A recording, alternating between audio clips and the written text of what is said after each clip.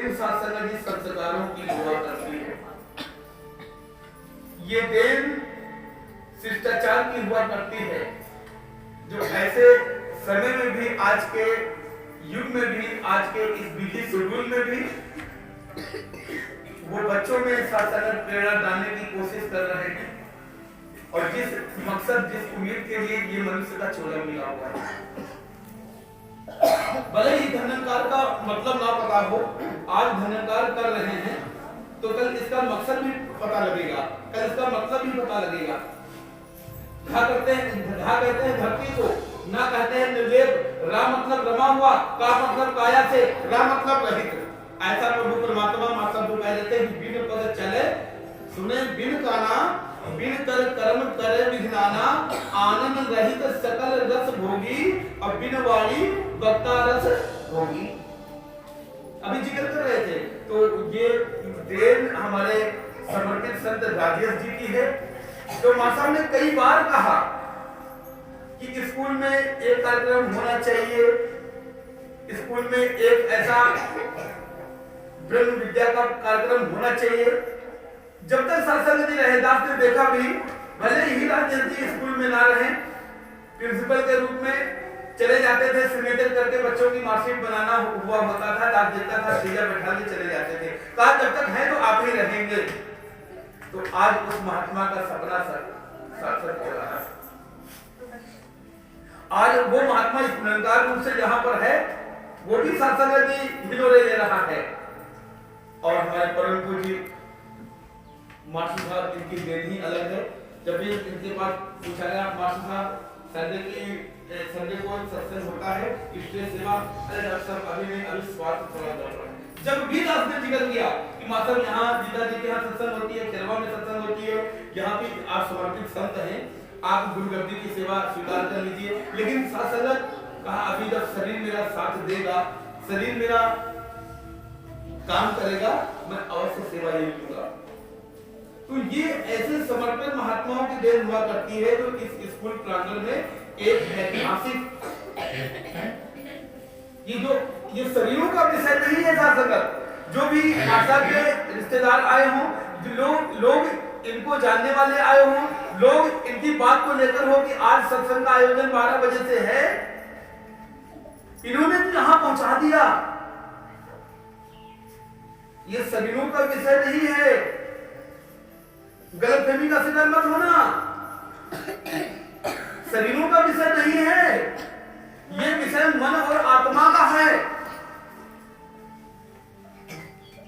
Master साहब ने तो यहां आपको लाके खड़ा कर दिया, लेकिन मुक्त हमें होना है।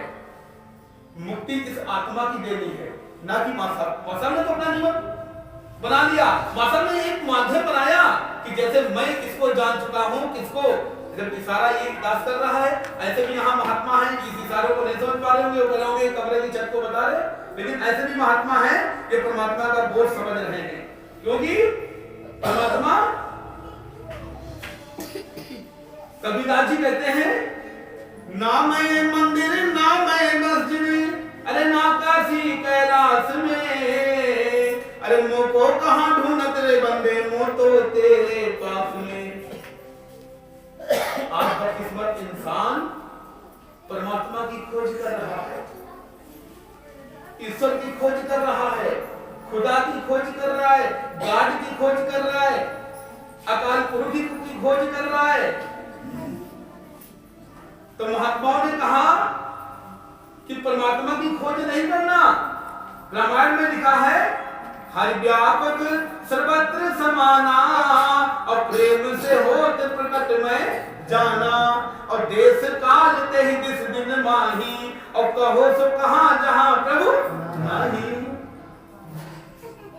भगवान श्री कृष्ण ने अर्जुन को जब कुरुक्षेत्र के मैदान में ज्ञान दिया, और ज्ञान यही ज्ञान जो हनुमान को मिला, सबरी को मिला, मीरा को मिला, कबीरा को मिला, अभी स्वामी रामकृष्ण परमहंस जी को मिला, विवेकानंद जी को मिला, तुलसीदास जी को मिला, नरहरदास जी को मिला, कबीर, सबको जो ज्ञान मिला, शरीर अलग लेकिन ज्ञान एक। आज भी जो ज्ञान ये सदगुरु माता जी ये ब्रह्म ज्ञान जो दे रही हैं, वही ज्ञान है। गलतफहमी का शिकार मत हो जाना।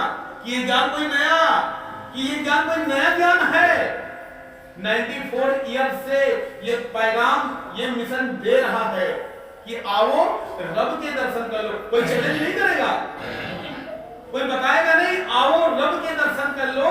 कि पैगाम है हर इंसानों को कि मुर्शद मानव बना रहा है हम जैसे इंसानों को, हैवानों को।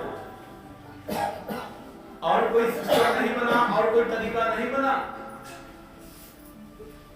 एक आप जैसा महात्मा गुजरा, एक व्यक्ति ने कहा मौत और मोक्ष में क्या अंतर है? मौत और मोक्ष में क्या अंतर है? महावीर स्वामी के समय की बात बता रहा है। एक शख्स ने पूछा, गुरुदेव मौत और मोक्ष में क्या अंतर है? मैंने पहले भी कहा था, शरीर कुछ पल के लिए, मन और आत्मा को एकाग्र रखो, यहाँ पर मत, मन और आत्मा घर में ना जाए। क्योंकि जिस पात्र में ये चर्चा जानी है, जहां पर चर्चा जानी है, अब बाजार में जाते हो, बारह के लिए बाजार में जाते हो सब्जी लेने के लिए, थैला भर के नहीं जाते हो कि भर के कोई जाता है? नहीं जाता है ना। थैला खाली करके जाते हो, तो थैला खाली कर दो मन और आत्मा का। पूर्ण रूप से भूल जाओ कि कहीं पर बैठे हुए मन और आत्मा का बात। यही चर्चा उसमें जानी में महात्मा जिक्र कर रहे थे, बहुत बधाई करते थे। प्यार से कहना तो महावीर स्वामी के से एक शख्स पूछा कि मौत और मोक्ष में क्या अंतर है? तो महावीर स्वामी ने कहा, इच्छाएं समाप्त हो जाए, इच्छाएं समाप्त हो जाएं और जीवन हमारा बचा रहे, उसे मोक्ष बोलते हैं। मोक्ष मतलब आवागमन के चक्कर से रहित हो जाना। कई जन्म है कीट पतंगा, कई जन्म है मीन तुरंगा, कई जन्म पक्षी तक होयो। शरीर बदलता चला आ रहा है, शरीर बदलता चला आ रहा है। कई जन्म है कीट पतंगे, कई जन्मों में मेरी आत्मा जो कीड़ा ऐसे चलता है उसमें भी आया, सर्पों में गया, हाथी में गया, घोड़ा में गया। ये 84,83,99,999 योनियों के बाद भी ये चोला मिलता है। अभी माता वो चीज बता रही थी। और कहा मौत किसे कहते हैं? कहा इच्छाएं बची रहे, जीवन चला जाए, उसे मौत बोलते हैं। तो इन महात्माओं की क्या है? गुरु ने क्या कहा? मैं तुझे ये अपार अलौकिक ज्ञान जो वही बात बोला, भगवान श्री कृष्ण ने जो अर्जुन को ज्ञान दिया, तो क्या कहा? तुमाम सत से दशमनम सुचुता दिव्यम ददात मानम मैं भी शरणम। हे अर्जुन, मैं तुझे वो दिव्य चक्षु, हम इन आंखों से दिखते हैं जहां तक वो, और जो मन की आंखों से दिखता है, मतलब जो इन आंखों से दिख रहा है, जो मन की आंखों से दिख रहा है, वो माया है। मैं दिख रहा हूं, ये माया है। ये मकान कमरा दिख रहा है, ये माया है। और जहां तक दिख रहा है वो माया है, और वो माया मिट जाती है, मिटने वाली है। ये मैं दिख रहा हूं, ये एक माया है। ऊपर जो भी दिख रहा है, सूरज चांद सितारे दिख रहे हैं, ये खत्म हो जाएंगे, मर जाएंगे। ये माया है। ये नीचे धरती दिख रहा है, जल दिख रहा है, पानी, ये सब माया है। वायु जीव आकाश माया है। तो सच क्या है? प्यार से कहना, तो सच क्या है? सच वही जिसने सूरज चांद बनाया। ये बच्चे पढ़ते हैं और वो बहुत अच्छी तरीके से हमको याद है। जिसने सूरज, जिसने तारों, जिसने चिड़ियों, जिसने सारा, हम उस ईश्वर के और सदा प्यार से कहना। बच्चों ने बोला ये बात कब से पढ़ते चले आ रहे हैं। सूरज चांद सितारे किसने बनाया? चिड़ियों को चहकाने वाला कौन है? पूरे ब्रह्मांड का मालिक कौन है? हमें किसने बनाया? आपको किसने बनाया? पूरी सृष्टि का निर्माण किसने किया? इसी को परमात्मा बोलते हैं। भगवान बोलते हैं, मुसलमान इसको अल्लाह बोलता है, और क्रिश्चियन लोग इसको गॉड बोलते हैं, और सिख लोग इसको क्या बोलते हैं? वाहेगुरु, और अकाल पुरुष बोलते हैं। क्या बोलते हैं? अकाल पुरुष। अकाल, जिसको काल भी नहीं मार सकता, अकाल पुरुष। ये ऐसा अकाल पुरुष है जिसको काल नहीं मार सकता। ये अजन्मा है। क्या कहते हैं? अजन्मा। इसका जन्म नहीं होता। ये अविनाशी है, इसका नाश भी नहीं होता। और जन्म मौत से परे है। प्रलय के साथ प्रलय नहीं होता, जो सुनामी उत्तराखंड में आई। और प्रलय के साथ से परमात्मा प्रलय नहीं होता, और उत्पत्ति के साथ में उत्पन्न भी नहीं होता। गलतफहमी का शिकार मत हो जा। इसी का तो परमात्मा कहते हैं, इसी का तो ईश्वर है। बेअंत, बेअंत। जो बेअंत को जान जाता है उसका कोई अंत नहीं होता। आप बेअंत को जान चुके हो तो आपका अंत नहीं होगा। ये दास दावा नहीं कर रहा है, आपके साथ दावा कर रहे। कबीर दादी ने इसी को जाना था, और जब तक जाना नहीं था। एक पानी एक पानी है, नाना प्रकार लोग इसका नाम लेते हैं, और जो लोग जान गए हैं पानी है, तो भ्रम खत्म हो गया। एक तदर्थ पदार्थ इस मालिक ने दिखा दिया है, गुरु ने दिखा दिया है, सतगुरु ने दिखा दिया है। वही पानी जब जमीन से लेकर आसमां की ओर जाता है उसे भाप कहते हो। वही पानी जब जम के बरसता है उसे गोले कहते हो। वही पानी जब बहने लगता है उसे नदी कहते हो। वही पानी जब जमीन पे आके जम जाता है उसे बर्फ कहते हो। वही पानी जब इकट्ठा हो जाता है उसे तालाब कहते हो। वही पानी जब बदन से निकले तो उसे पसीना कहते हो, और जब आंख से निकले उसे आंसू कहते हो। और वही पानी जब गुरु के चरणों से जुड़ जाता है उसी पानी को चरणामृत कहते हैं। उसी पानी को चरणामृत कहते हैं। उसी पानी एक है, नाम अनेक कौन है? नामी की पहचान नहीं कर पाए। पानी तो एक है। अंग्रेज इसको वाटर कहता है, तमिल वाला इसको तंदी कहता है, हिंदू इसको पानी कहता है, और मुसलमान इसको हयाते आब बोलता है। लेकिन जब पानी की पहचान हो जाती है तब वो बात आती है, हिंदू मुस्लिम सिख ईसाई आपस में सब, तब वो बात आती है। ऐसी बात नहीं आएगी, ऐसी बात आ ही नहीं सकती है। गलतफहमी का शिकार मत हो जाना मेरे भाई, गलतफहमी का शिकार मत हो जाना कि राम राम कहने से मुक्ति हो जाएगी। यदि राम राम कहने से मुक्ति हो जाती तो सबसे पहले दशरथ महाराज जी को मुक्ति हो जाती, जो भगवान राम के सगे पिता थे। उनको मुक्ति हो जाती, उनको भी मुक्ति नहीं हुई। रामायण में लिखा हुआ, आदमी जाके रामायण को खोलना, उसमें भी मुक्ति नहीं हुई। मीराबाई का जिक्र करते हो, मीराबाई और राजा की रानी, राजा की पटरानी, उनकी जूटी टूटी और इतनी बड़ी अभी माता कह रहे थे पत्थर की मूर्ति इतनी बड़ी, और यूं गले लगाए, मेरे तो गिरधर गोपाल दूसरों न कोई, मेरे तो गिरधर गोपाल दूसरों न कोई। यही गली पूछे मेरे तो गिरधर गोपाल, गिरधर। जहां भी जाती गिरधर का जयकारा करती, जहां भी जाती गिरधर। लेकिन आप जैसा संत, समय का संत, जब रविदास बाबा की कुटिया में गए, कहा बाबा जाति के समान रहना, कहा बाबा मेरी ड्यूटी सिल लो। बाबा ड्यूटी सिल ले, अब बोलकर गिरधर कह रही है कि उस ब्रह्मज्ञानी संत थे जैसे वो थे वैसे आप ब्रह्मज्ञानी संत हो। कहा बाबा मेरी ड्यूटी सिल लो। ड्यूटी सिल दिया मीरा बाई की। जब चलने लगी, बाबा पैसा नहीं, ये क्या है? तब तो गिरधर ये तो टूट जाएगा। फिर कहा दूसरा पर मालूम नहीं, कहा गिरधर टूटता नहीं है, जन्मता नहीं है।